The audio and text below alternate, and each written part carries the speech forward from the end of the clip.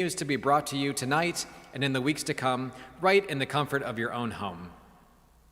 Before I introduce tonight's artist, I wanted to remind everyone that the series will continue with our next live stream on Friday, November 13th at 7:30 p.m., during which I will present a concert on our mighty Harrison & Harrison organ. I hope you will join me again online in just a few weeks as we close out the fall portion of our virtual organ concert series. Tonight's organist, Todd Wilson, has been described as a fabulous virtuoso with fleet feet, a prodigious memory, and technique to burn. Regarded across America and around the world as one of today's finest concert organists, Mr. Wilson serves as head of the organ department at the Cleveland Institute of Music, the director of music at Trinity Episcopal Cathedral in Cleveland, Ohio, and curator of the E.M. Skinner Pipe Organ at Severance Hall, home of the Cleveland Orchestra. Mr. Wilson has been heard in recital at many major venues throughout the United States, Europe, and Japan, and has appeared with many symphony orchestras around the world. He has recorded several CDs, a listing of which can be found by visiting the link on your screen, and he has won and later served on the juries of many national and international organ competitions. Having grown up in the choir of men and boys at Trinity Church in Toledo, Ohio, the choirs and music of the Anglican tradition have been an influential part of Mr. Wilson's musical life. Mr. Wilson frequently presents workshops on English choral and organ music, as well as service playing. We are extremely excited to present Mr. Wilson to you this evening. We would also like to offer our special thanks to the Detroit chapter of the American Guild of Organists, who have joined us in sponsoring Mr. Wilson's performance tonight. Finally, we're grateful for the enhanced technology that allows us to continue our musical traditions during this time of COVID-19. We hope you will consider making a financial gift to the concert series. You can find information on how to contribute on the screen or by visiting christchurchgp.org. Thank you again for joining us, and we hope you enjoy tonight's performance.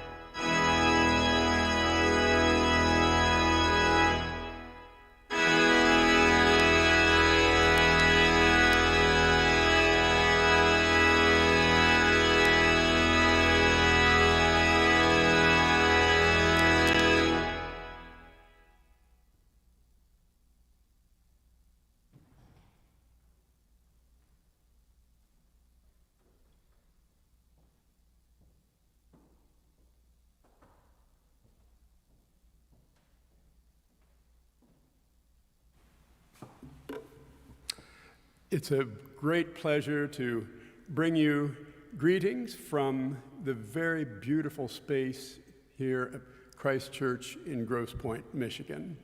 A well-known establishment that's been here for a long time, and I've had the chance throughout my life to be in Detroit many times, but I've never been to Grosse Pointe before. So the last couple of days have been a very special introduction to this beautiful community, this beautiful church. And today, the day that we're recording this recital, is a gorgeous day outside, and the stained glass here is particularly vivid, the most beautiful that I've seen it in the couple of days that I've spent practicing here. So it's really very inspiring to look around a bit as one plays and just soak up the beauty of this space. I hope maybe you can sense a little bit of that through camera angles and so on as you have a chance to listen to this recital. It's a great pleasure to be here and to catch up with old friends and to play this beautiful instrument. This pipe organ was built in 2001 by the English firm of Harrison and Harrison. They're located up in the north of England, in the city of Durham, one of the homes of one of the great cathedrals of the world, certainly. So we've got a little bit of a variety show here in terms of the musical menu. We started with a piece by the French composer Marcel Dupre. Dupre was a prolific writer of music, editor of music, a wonderful improviser, an indefatigable teacher. He was one of those human beings that, from everything I know about him, he must have been busy doing things about 23 and a half hours of nearly every day. And among the many works that he penned, the Cortege and Litany is one of the most beloved, and justly so. So as you gathered, there's two themes. The first, the rather solemn cortege, and then the little repetitious litany motif. And of course, those two ideas get put together at the end of the piece with wonderful effect.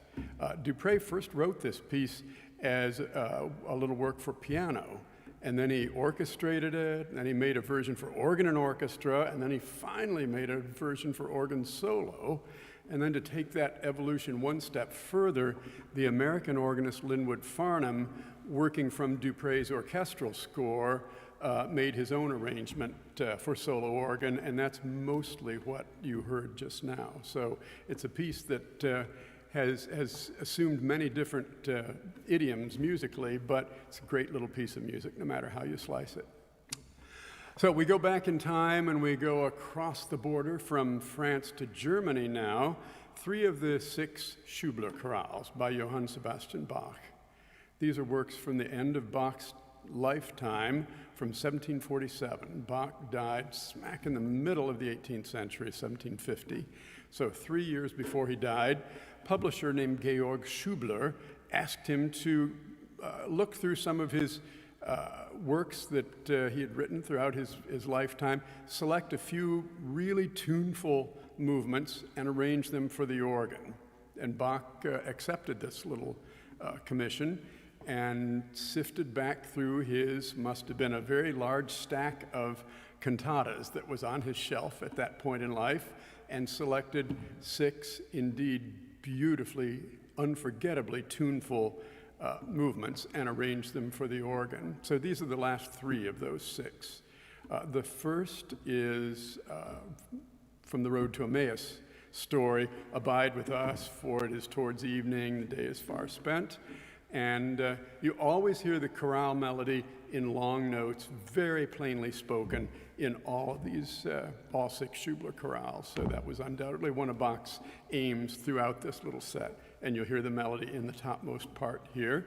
The obbligato part against that melody is written for a really interesting instrument called the violoncello piccolo. Sort of, if you put a cello in a shrinking machine, that's what this was. It was kind of a little miniature cello that was a new instrument in Bach's lifetime. And Bach was always very interested in instrumental building and the latest things that people were trying. He was quite fascinated by the violoncello piccolo and wrote several obbligato parts in his cantatas for it, this being one of them. The second of these three is the Magnificat, Mary's Song, and it's the only one of the Schubler chorales that's not a German hymn tune melody. This is the very ancient plain song, tonus peregrinus, the wandering tone.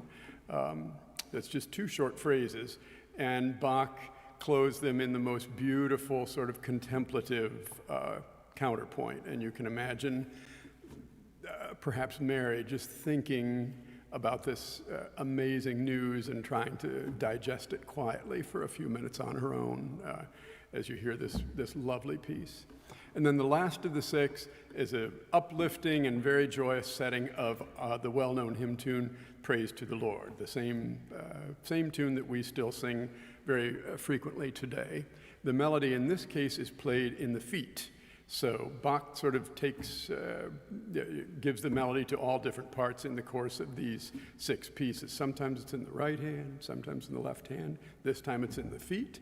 And in his cantata original, there's a fabulous violin solo that really is an acrobatic movement for the violin above the melody, so that's given to the right hand, and Bach makes a bit of a right hand etude, of course, in arranging it for the organ. It's a gorgeous piece, great pleasure to play, great pleasure to hear. Following that, we go back to France, and we have an arrangement of tunes from the opera Carmen by Georges Bizet. And Bizet, of course, Carmen was the last thing that he wrote. He died just shortly after the first performance. First performance was under-rehearsed, and it got bad reviews, and poor Bizet went to his grave thinking that Carmen was a big flop. So we hope that he knows that in writing Carmen, he gave us some of the greatest tunes the world has ever had. And Edwin H. Lemaire had made this arrangement. Lemaire was a fabulous English organist who had the first part of his career in England, and then in 1900 emigrated to the United States and had an equally successful career the second half of his life on this side of the Atlantic.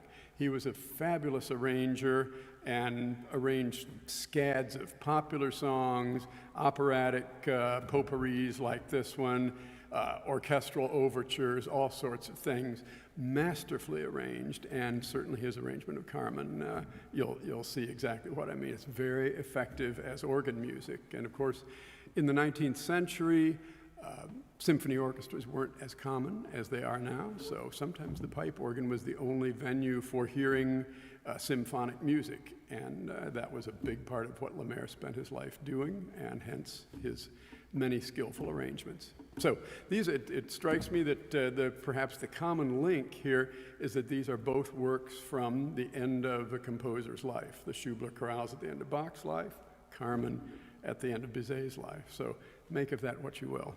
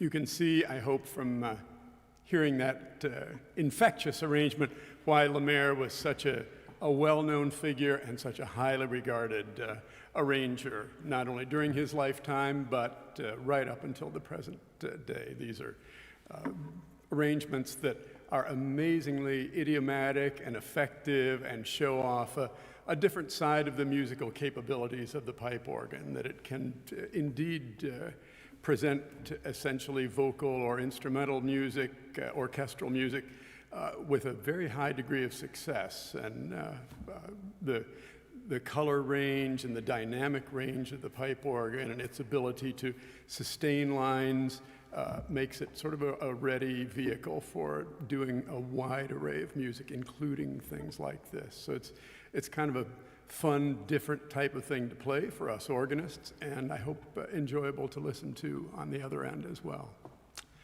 We come now to some American music, music that originated in this country from the fingers and the mind of Jerry Hancock, who was, for many of us, a great exemplar and encourager and a model that we all looked to so much throughout his lifetime. He was, for over 30 years, the director of music at St. Thomas Church, Fifth Avenue in New York City, where he really established such a high degree of the choral music and liturgy and spread the word in many ways in this country. A great improviser, wonderful teacher, just an all-around terrific model, and always willing to encourage and give time to so many other people. I was certainly a beneficiary of his encouragement, as were so many people around this country. So when he died in 2012, that gave me impetus to do something that I'd been thinking about for a long time before that. In my teaching of improvisation, I've often used his first recording of some improvisations, which was done in the summer of 1970. And this was on the Holt Camp organ at Christ Church, now Christ Church Cathedral in Cincinnati, in the last year that Jerry worked there before he went to New York. So he recorded, this was an LP back in the days of pre-CDs, even if you can believe that. Dinosaurs practically roamed the earth in those days. But this was an LP, and the improvisations are all short. They're all based on well-known hymn tunes, and I've found them to be great models in teaching because they are succinct and really clear. So I've decided to transcribe at least 3 of these. I'd like to do some more, but I've done 3 so far. They take a lot more time than one might think. The first is a little trio on Praise to the Lord. Interestingly, the same tune that was Bach's model in the last of the Schubler chorales. Somewhat similar piece, a trio in G major, same hymn tune, etc. Different harmonic approach, but the same general model or form. So it's fun to hear what a 20th century American does with that same template on the same hymn tune. The second is appropriate for almost this time of year. We're coming up to All Saints, and this is the wonderfully sort of childlike but very moving hymn tune, I Sing a Song of the Saints of God, the tune called Grand Isle. And Jerry was a man of great wit, and you can imagine all the long, long line of saints just marching along with this little simple treatment of that tune. And then the last is the very beautiful Welsh hymn tune, Archidinos, and this was the last track on Jerry's recording, and I'm sure he put that on at the urging of some of his choir members, because this was a frequent closing hymn for evensong with his beautiful descant on the last verse, and I imagine more than one person encouraged him to maybe put this hymn on the recording. So without a choir to sing the descant, he just played it in the soprano voice, and you'll hear it in its very beautiful way soaring over the melody in the second verse of that hymn. Then we finish up with going back to France and the variations that begin the Fifth Symphony for organ by Charles-Marie Vidor. And Vidor lived to be nearly 100 years old. He was born in 1844, died in 1937. So if you're interested in French history at all, if you cast your mind over the 90-plus years that Vidor lived, a fascinating lifetime, really a remarkable person and a remarkable span of time that he saw firsthand there, mostly in Paris, of course. He was a widely accomplished writer, composer, performer, conductor. One of his many accomplishments was being the first person to write pieces called symphonies for the organ, and he wrote 10 of them for solo organ. So the fifth is smack in the middle of that series. The toccata that ends the Fifth Symphony is one of the most famous pieces in the entire organ literature. But the variations that begin the symphony are a much more substantial piece of music, for sure. The theme is original. It's very jaunty and rhythmic and a bit reminiscent of a certain type of Schumann theme, I think. And the variations flow one into the other, each one showing off a different type of writing, idioms for the keyboard, and a different tone color of the organ. It's organ music at its most effective. It just shows what a great instrument the organ can be. So I hope you'll enjoy these 3 little short transcribed improvisations by Jerry Hancock, and then the variations from the Fifth Symphony by Charles-Marie Vidor.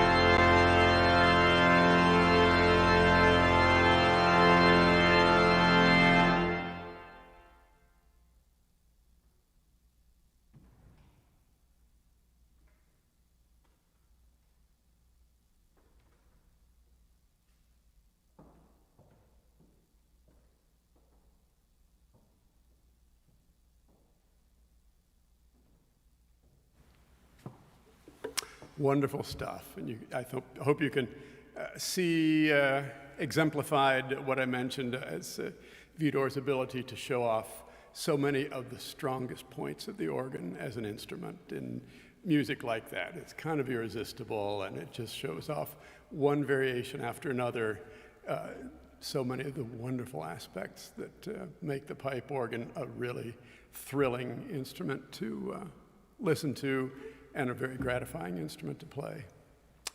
So we come to the really dangerous part of the program here now, in that you don't know what you're going to hear. I don't know what I'm going to play. But the musicians here at Christ Church given me a theme in an envelope here, and I'm just having a look at it. It's a wonderful theme. So I will play the theme, and we'll see what happens after that.